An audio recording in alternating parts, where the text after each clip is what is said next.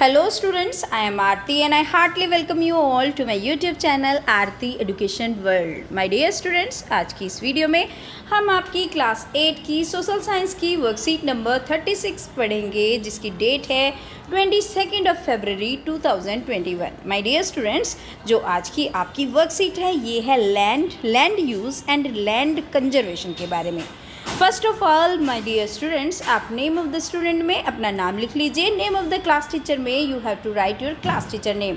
अगर किसी के स्कूल में बोला गया है कि आप अपने सब्जेक्ट टीचर का नाम लिखें, फिर लिखना है आपको अपने एसएसटी टीचर का नाम। राइट, चलिए स्टार्ट करते हैं आज की वर्कशीट। पहले समझते हैं व्हाट इज़ लैंड, लैंड किसे कहते हैं, फिर समझेंगे लैंड के यूजेस और फिर समझेंगे land conservation. My dear students, land यानी कि भूमि, land is among the most important natural resources. जो भूमि है, जो लैंड है हमारा, जो बहुत इम्पोर्टेंट नेचुरल रिसोर्सेज है उनमें से एक है। इसका हमें बहुत यूज़ करना होता है। It covers only about 30% of the total area of the earth surface. ये 30% एरिया अर्थ का कवर करती है जो हमारी भूमि होती है। As you know my students, जैसे सपोज ये पूरी पृथ्वी है तो पूरी पृथ्वी का केवल 30% में हमारी क्या है, यहाँ इसमें हमारी भूमि है, जबकि जो 70% एरिया है इसमें हमारा वाटर है।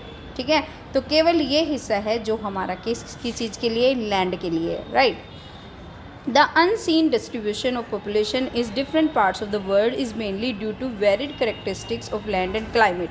और ये जो अनइवन डिस्ट्रीब्यूशन है, मतलब कहीं पे ये इवन नहीं है कि हर जगह बराबर नहीं है। हर जगह डिस्ट्रीब्यूशन पॉपुलेशन के हिसाब से है, डिफरेंट पार्ट्स में अलग अलग तरीके से रहती है। किस किस चीज़ में जो हमारी पॉपुलेशन है, क्योंकि वहाँ की जो पॉपुलेशन है वहाँ की लैंड कैसी है और वहाँ का क्लाइमेट कैसा है, यानी कि वहाँ की जलवायु, वहाँ का मौसम कैसा है, इस पर डिपेंड करती है population. The rugged topography, steep slopes of mountains, low-lying areas unsusceptible to waterlogging, desert areas, thick forested areas are normally sparsely populated and uninhabited। और वो ये बता रहे हैं इसमें कि जो हमारी अलग अलग तरह की जो वो क्या है, टोपोग्राफी है, मतलब जो हमारी स्थलाकृति है, कहीं पे ऊंची है, कहीं पे नीची है, कहीं पे हमारे माउंटेन्स के ढलान हैं, है ना, slopes of mountain, steep slopes, यानी कि जो माउंटेन्स के ढलान हैं। कहीं पे जो हम कहाँ पे वाटर की प्रॉब्लम होती है ना, कहीं पे डेजर्ट एरिया रेगिस्तानी है, कहीं पे वाटर बहुत है, पानी की वजह से वहाँ पे रहने लायक स्थिति नहीं है, कहीं पे थिक फॉरेस्ट यानी कि घने जंगल हैं। तो ये इसकी वजह से जो हमारी पॉपुलेशन वेरी करती है, मतलब जहाँ पे ऐसी कंडीशन होगी तो वहाँ पे तो आपको पता ही है वहाँ पे ज़्यादा पॉपुलेशन कैसे रह पाएगी। पॉपुलेशन तो वहीं पे रहती है जहाँ पे प्लेन एरियाज़ होते हैं ना। तो plains and rivers valleys offer suitable land for agriculture. जो प्लेन है हमारे, जो मैदानी क्षेत्र है, जो प्लेन है और जो हमारी नदी घाटियाँ हैं, इससे क्या होता है, ये हमारी एग्रीकल्चर के लिए बहुत सुटेबल होती हैं, बहुत उपयुक्त होती है। तो यहाँ पे क्या होती है, डेंस पॉपुलेशन होती है इन जगहों पे। चलिए आप come to the second thing. और सेकेंड थिंग क्या है, लैंड यूज़। लैंड यानी कि भूमि के प्रयोग क्या क्या हैं, किस किस चीज़ में हम लैंड का यूज़ करते हैं।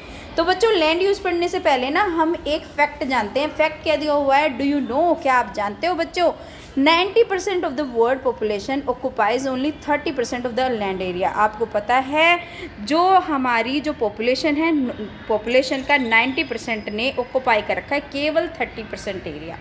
मतलब जो हमारी लैंड अगर 100, जैसे हमारा 30% हिस्सा है लैंड का, और उसमें से भी जो 90% पॉपुलेशन है वो 30% एरिया में ही रहती है उसमें, और द रिमेनिंग 70% जो लैंड का है, या तो वो बहुत कम जनसंख्या है वहाँ पे या बिल्कुल भी नहीं है।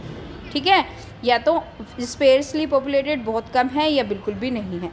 लैंड के यूज़ देख लेते हैं बच्चों। Land is use for different purposes such as agriculture, forestry, mining, building houses, roads, setting up the industries. जो लैंड का यूज़ होता है, एग्रीकल्चर में यूज होता है, कृषि में, फॉरेस्ट्री वनों के लिए, माइनिंग के लिए, बिल्डिंग हाउसेस घर बनाने के लिए, रोड्स के लिए, और इंडस्ट्रीज़ बनाने के लिए, उद्योग वगैरह है ना, फैक्ट्री वगैरह लगाने के लिए। This is commonly termed as land use. इनको हम कह सकते हैं कि ये भूमि का प्रयोग है।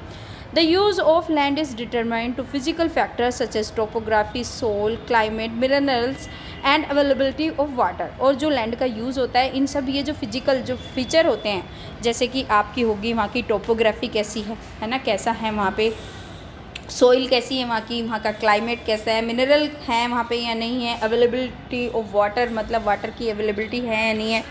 तो human factors such as population and technology are also important determinants of land use pattern. जो ह्यूमन फैक्टर हैं जैसे कि पॉपुलेशन हो गया और टेक्नोलॉजी होगी, ये भी बहुत इंपॉर्टेंट डिटर्मिनेट्स हैं लैंड को यूज़ करने के। Land can also be classified on the basis of ownership such as private land and community land. और जो लैंड को हम क्लासीफाई कर सकते हैं किसके ओनरशिप पे, जैसे कोई होती है प्राइवेट और कोई होती है कम्युनिटी। कम्युनिटी यानी कि पूरा का पूरा समाज, उसको पूरा समुदाय यूज़ करता है। और प्राइवेट कैसे, जैसे अपनी पर्सनल जो लैंड होती है ना, जानते हो ना, जैसे हमारे घर होते हैं, हमारा पर्सनल है, उसको कोई नहीं ले सकता, इस तरीके से। और एक होते कम्युनिटी के, जैसे मंदिर हो गए या पार्क हो गए, इस तरीके से की चीज़ें। Private land is owned by individual, where is, जैसे आपको पता ही है प्राइवेट लैंड वो होती है जो हम इंडिविजुअल, जो किसी एक की होती है। और कम्युनिटी वो होती है जो सारी पूरी की पूरी कम्युनिटी कॉमन यूज़ के होता है, जैसे कि कलेक्शन ऑफ फॉडर हो गया, फ्रूट्स के लिए हो गया, नट्स हो गया, मेडिकल हर्ब्स के लिए हो गया, ये हो गया हमारी कम्युनिटी पर्पस के लिए।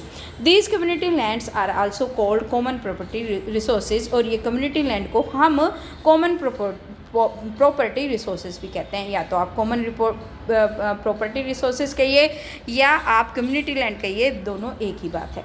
ओके स्टूडेंट्स, चलिए अब आगे देखते हैं। ये चार्ट देखिए बच्चों, land is used in, land किस किस चीज़ में यूज़ होती है, लेट्स सी। एक तो माइनिंग पर्पस के लिए भी हम लैंड का यूज़ करते हैं, राइट। बिल्डिंग पर्पस, जैसे जो आपकी कोई भी कंस्ट्रक्शन होती है, कोई हाउस है, कोई बिल्डिंग है, किस चीज़ के लिए। रोड्स पर्पसेस, रोड बनाने के लिए हम लैंड चाहिए। For setting up the industries, अगर हमें फैक्ट्री लगानी है, ये तो थोड़े कुछ यूज़ हैं इंपॉर्टेंट यूज़। हमें फॉरेस्ट्री पर्पस, वनों के लिए भी लैंड चाहिए। एग्रीकल्चर पर्पस, और हमें अगर खेती करनी है, खेती का व्यवसाय करना है, तो उसके लिए भी हमें क्या चाहिए, लैंड की ज़रूरत पड़ती है ना। As you can see in this picture कि लैंड के notice in how many ways the land has been used in above picture. आप इस पिक्चर में देख सकते हैं कि लैंड को हम कितनी तरीके से यूज़ कर सकते हैं इन डिफरेंट वेज, राइट। चलिए आगे पढ़ते हैं, आगे क्या दिया हुआ है आपकी वर्कशीट में। People and their demands are ever growing but availability of land is limited. अब लोगों की डिमांड्स तो क्या है, वो ग्रो करती जा रही हैं, और कुछ चाहिए, है ना। हमारी जो सुविधाएं हैं लेने के, हमारा क्राइटेरिया ख़त्म नहीं होता, लेकिन जो अवेलेबिलिटी है लैंड की वो तो लिमिटेड है, लैंड तो नहीं बढ़ती। आप इस तरीके से लगाइए, एक इंसान है, उसके 5 बेटे हैं, तो उसकी जो लैंड होती है 5 हिस्सों में बढ़ जाती है, लेकिन लैंड तो उतनी है ना। दो quality of land also differs from place to place, और जो लैंड की क्वालिटी है वो भी एक स्थान पे अलग होती है, दूसरे स्थान पर अलग होती है। People started encroaching the common lands to build up commercial areas, housing complexes in the urban areas, had to expand the agriculture land in the rural areas. और जो लोग हैं अपने उसके लिए क्या कर रहे हैं, कॉमन लैंड जो हमारी है उसको कमर्शलाइज एरिया बना रहे हैं, उसमें हाउसिंग कॉम्प्लेक्सेस बना रहे हैं रहने के लिए, अर्बन एरियाज़ में चले जा रहे हैं। तो जो हमारी एग्रीकल्चर है और रूरल एरिया की लैंड है, इस चीज़ में वो ले जाते हैं, इस चीज़ में हमारी यूज़ हो जाती है। जो हमारी खेती की भूमि है और जो रूरल ग्रामीण क्षेत्रों की है, गाँवों की है। Today the vast change in the land use pattern also reflect the agriculture change in society. और जो हम ये सब इतना ज़्यादा यूज़ कर रहे हैं लैंड का, उससे क्या हुआ है, उससे हमारी ये कल्चरल जो चेंजेस हैं उसमें क्या दिया गया है, उसमें बहुत ज़्यादा फ़र्क पड़ा है हमारी। इससे हमेशा हमें खतरा रहता है किस चीज़ का, लैंड डिग्रेडेशन का, लैंडस्लाइड्स का, सॉइल इरोजन का, डेस्ट्रीफेक्शन का। ये मेजर थ्रेट्स होते हैं हमारे इन्वायरमेंट में कि ये कभी भी हो सकते हैं। लैंड डिग्रेडेशन हो सकता है, लैंडस्लाइड्स हो सकती हैं, सॉइल इरोजन होता है, इसकी वजह से डिस्ट्रक्शन, ये हमेशा इसका खतरा बना रहता है, ठीक है।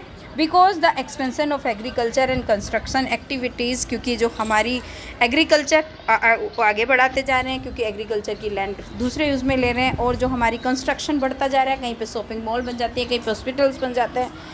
अब देखते हैं कंजर्वेशन ऑफ लैंड रिसोर्सेज का, जो हमारी लैंड रिसोर्सेज हैं उसकी कंजर्वेशन, उसका कैसे हम संरक्षण कर सकते हैं, उसको कैसे बचा के रख सकते हैं। जैसे हम वाटर का कंजर्वेशन कर सकते हैं, इसी तरीके से हम लैंड का भी कंजर्वेशन कर सकते हैं। तो लेट्स सी।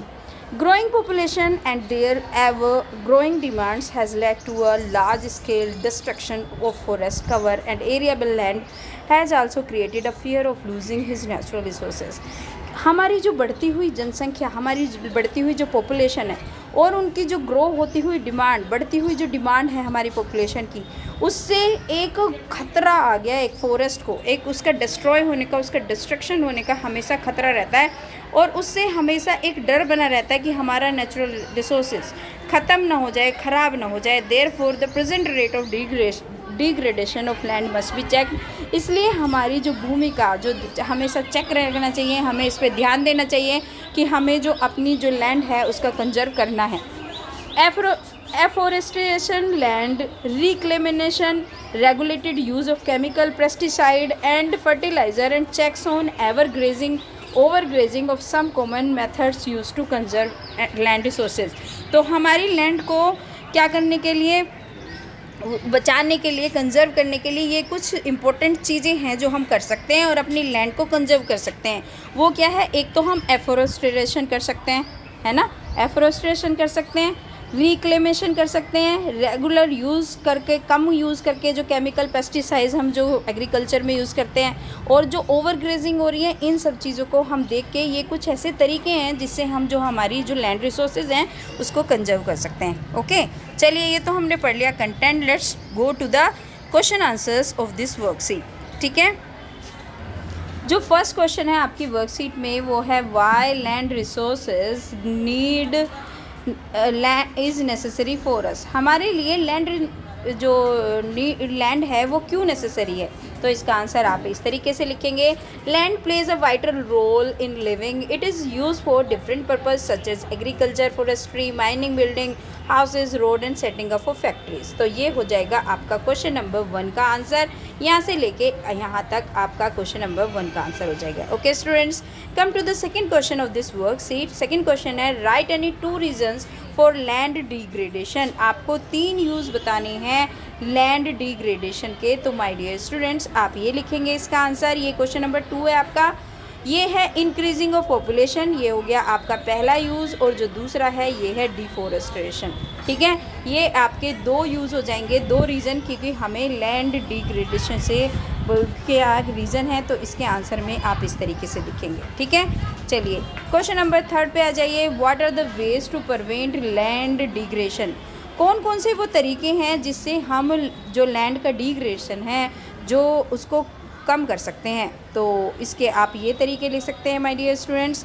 एक तो आप लिख सकते हैं, बहुत सारे तरीके हैं लैंड डिग्रेडेशन के, जैसे कौन कौन से हैं। एक तो आपका ये हो गया एफोरेस्टेशन, एक हो गया स्ट्रैप क्रॉपिंग, एक हो गया कंस्ट्रक्शन ऑफ डैम्स, है ना। इस तरीके के आप तरीके यूज़ करके क्या कर सकते हैं, आप अपनी जो लैंड है उसको क्या कर सकते हैं, उसको कंजर्व कर सकते हैं। और using modern ways of farming accurately, और मॉडर्न वे यूज़ करके फार्मिंग के लिए, अपनी खेती के लिए, है ना, तो इससे भी हम लैंड डिग्रेडेशन को रोक सकते हैं। तो ओके बच्चों, ये थी आज की आपकी worksheet. Hopefully video will be very beneficial, very fruitful and helpful to you. If you like my videos, so please like the channel, subscribe my channel. If you are new on my channel, please share with your all friends, and don't forget to drop a lovely comment in the comment section so that मुझे motivation मिले कि आपको video बनानी है। Thank you students, have a good day.